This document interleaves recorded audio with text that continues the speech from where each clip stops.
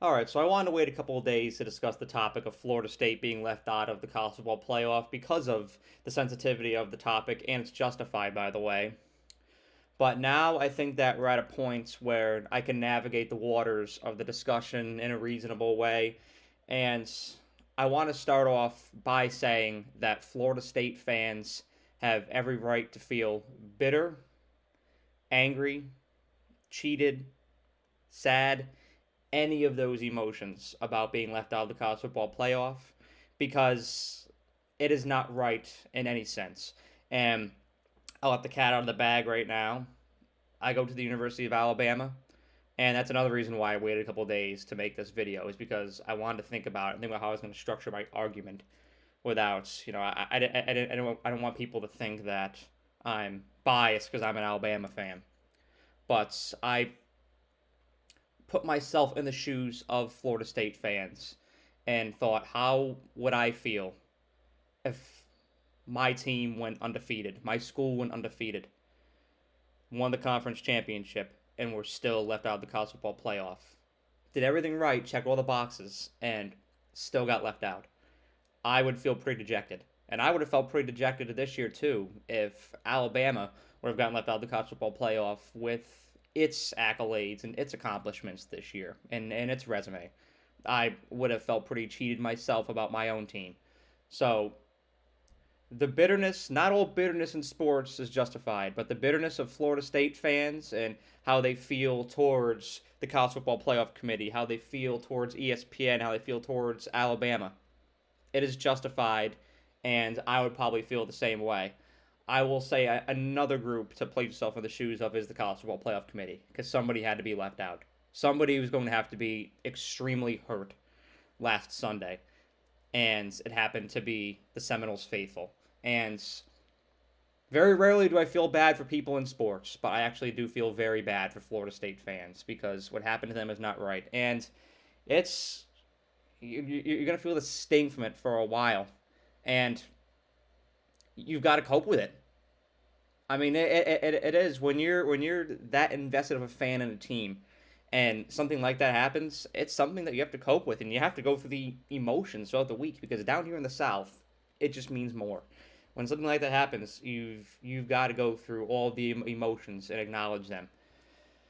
The outrage and the bitterness of Florida State fans that I've seen the past week is completely justified, and I don't shame them for any of it.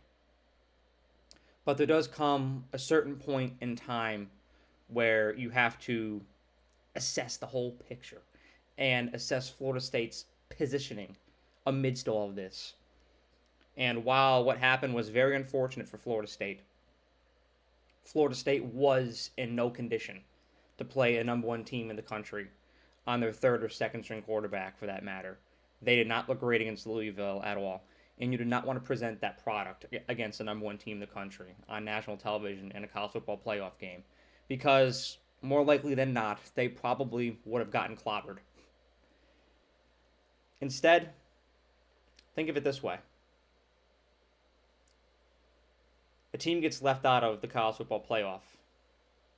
Players, fans, coaches, donors, administrators, they all feel bitter. They're very fed up. You know who else feels bitter and very fed up after the results this year? Ohio State. In fact, Marvin Harrison Jr. may even come back to Ohio State next year just to play Michigan again, because that's how bitter he feels about that game. And you'll see the same thing happen for Florida State. You could see guys like Jordan Travis return for another year, guys that, just like Marvin Harrison Jr., would have gotten drafted rather high in this year's 2024 draft. Jordan Travis may return to get another shot at this thing, another shot at another undefeated season, another shot at an ACC title, and a possible berth in the college football playoff next year. And that's another thing that we talk about is this scenario this year is exclusive to 2023. It's the last year of the 14 playoff. Next year it expands to 12, and there may be issues with that format, but a team like Florida State that won their conference were undefeated, a Power 5 or a Power 4 in next year's case conference, and when defeated, they will not be left out of next year's playoffs. I can guarantee you that there will be a spot for them. So this won't even be a discussion next year. That's another thing that has to be considered. But you're going to have buy-in. You're going to have talented players return on both sides of the ball. You're going to have a building, a team, an organization that's completely bought in, that's angry. Just like in Alabama this year. An Alabama team that underperformed last year. That I was in that building all summer. There was bitterness. There was anger. But what comes from those feelings is drive and determination, commitment, buy-in. All of those things that you want if you're an organization. Florida State is going to have next year because they got snubbed. They are easily the favorites in the ACC next year. Easily the favorites. There's probably even an argument for them being in the top 3 or top 4 for title favorites going to 2024. This is a very good team that's going to return this year. And because optically, it's actually better for Florida State too, because they're not going to get embarrassed on a national stage. Instead, people are always going to wonder what if. When people can wonder what if, that's actually good. Because Florida State's going to get the benefit of the doubt. What if Florida State played in the college football playoff? They looked this good for most of the year this year, and they got left out, which is terrible. But what if they played? Could they have challenged Michigan? Now it's going to be a conversation. Instead of if they were to play Michigan or Alabama, Washington, Texas, however it would have shaken out. If they were to play one of those teams, and they got destroyed, the conversation would have been, Florida State just didn't look ready for that game. They just didn't look prepared for that game. Instead, people will always be wondering. And I can guarantee you recruits are watching how Florida State performed this year, but more importantly, the culture that Mike Norvell has established there and the way that players are being developed at Florida State. I mean, it's looking like the Florida State that I grew up with in my teens, the 2010s, mid-2010s with Jameis Winston and Jalen Ramsey. It's starting to look like those kinds of teams again, and that's going to get recruits to buy in. And now when you have a purpose, yes, adversity stings. A situation like that's not even Florida State's fault, so to speak. It stings. But when you can use that scenario and build an argument out of it and make a sales pitch, hey, we're a phenomenal team. We're a phenomenal organization. We got cheated.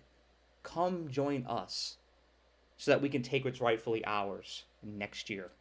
That is the artillery that Florida State has in its arsenal now, and it's powerful. And there's a couple results that have been yielded from that narrative that has been formed, that Florida State has been cheated, and now next year is the opportunity to claim what's theirs. Florida State, yes, was left out, and Alabama took the 4 seed in the college football playoff this year. But as of right now, for the class of 2024 recruiting rankings, Florida State is ranked above the Crimson Tide. Florida State right now is number 3 on the rankings for the 2024 class for recruiting. They are recruiting out of their minds. Mike Norvell, his staff, is amazing at recruiting. They are building a machine in Tallahassee right now. But this is the one that's most fascinating to me. I like to break things down from a business standpoint. So the Battles Ends is a Florida State NIL collective. And like I was saying, they used the message that has been furnished that next year is an opportunity for Florida State to take what's theirs. They have used that message to their advantage. On social this week, they went out and they crafted a message. We were cheated by external factors. But please buy into our collective so that we can assemble a juggernaut that external forces cannot ignore next year and will undoubtedly have to let into the college football playoff. It was an amazing message, something that really resonated with fans, and from that, the Battles End Collective was able to amass more than 900 new members this week.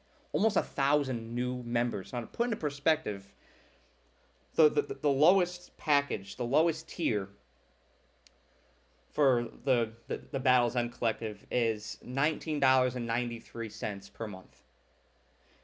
So, from new members alone, Florida State is going to get a minimum of around 18K a month. And those are just new members at the lowest tier. Now, there are higher tiers, and I'm sure that a lot of those new members selected a higher tier. So it's going to be well north of 18K a month from new members alone. There's going to be a lot of money flowing in this organization. Florida State fans and alumni are pissed off, and there's a purpose. And they're going to pursue that clear overall goal next year of getting back, getting into the college football playoff, and claiming a championship. The money's going to flow in. Recruits are going to flow in. And Florida State coaches in the program are going to have a message to convey to players. And that message is going to be, join us so we can win, so we cannot be cheated, and we can hopefully win a championship next year. What happened was terrible, and I acknowledge it. And as an Alabama student, I sympathize with Florida State fans. It's terrible what happened to them, and I don't agree with it. I don't think either of them should have been left out. I thought this four-team playoff system has been flawed all along, and this year was finally an example of it. But you can't always live in the past. You've got to turn the page and view this as an opportunity for Florida State to capitalize on. And that's what it is an opportunity to go to the college football playoff next year and to get people to buy in and potentially win a championship for the Seminoles next year. Have a great day. Thank you so much for watching this video. I really appreciate you and the time that you took out of your day to watch the video. And if you enjoyed it, please be sure to like the video and share it, as well as subscribe to The Era. The more likes and subscribers I get on this channel, the more resources I can attain, and the more resources I can attain, the more value I can provide to you, the viewer. And that is how I show my appreciation for you for the time that you devote to watching my videos. So thank you so much, and have a great day.